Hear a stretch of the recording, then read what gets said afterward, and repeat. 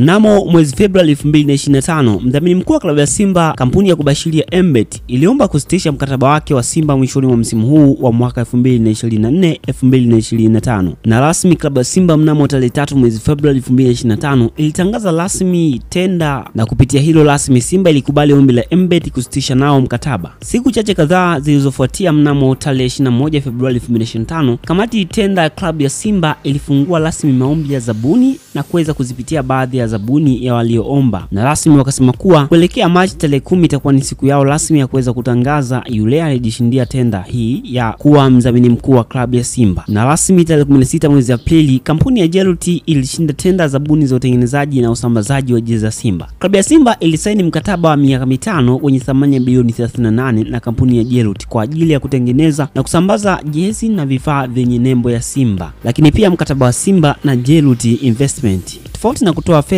lakini pia waliweza kufanya makubaliano ya kuwa kampuni hiyo itaweza kujenga uwanja utakaobeba mashabiki 10,000 hadi 12,000, uwanja ambao utajengwa pale Bunju. Lakini pia Simba ilikubaliana na Jeruti Investment watanunua basi jipya aina Eliza, watajengea Simba ofisi kama makao makuu ya klabu. Baada ya kampuni ya Jeruti Investment kusaini mkataba wa miaka 5 na Simba, Jeruti wao waliingia mkataba na kampuni ya vifaa vya michezo duniani. Mkataba wa Jeruti na Diadola ni kwa ajili ya kufanya production ya jezi tu na vifaa vyote vya Simba. Yani hapa namaanisha kofia za Simba, mabegi ya Simba, majaketi, tracksuit, jezi zote, yani vifaa vyote hasa vya michezo pia vyote vitakuwa vina nembo ya Diadola, ambao hawa wapo chini ya Jeruti kwa mujibu wa jinsi mkataba wao waliosaini, kwamba Jeruti wao ni wameingia mkataba na hawa Diadola, Simba wao wana mkataba na Jeruti. Kwa hivyo ndivyo inavyokuwa. Na kwenye picha unaiona hapa ni mfano wa jezi mpya za klabu ya Simba kuelekea msimu mpya wa mwaka 2025-2026, ambao rasmi tutakuwa na Jeruti, alafu pia tutakuwa na Diadola kama mdhamini mwenye mkataba na Jeruti kwa ajili ya kufanya production ya utengenezaji wa jezi na vifaa vya Simba kwa mwaka 2025-2026.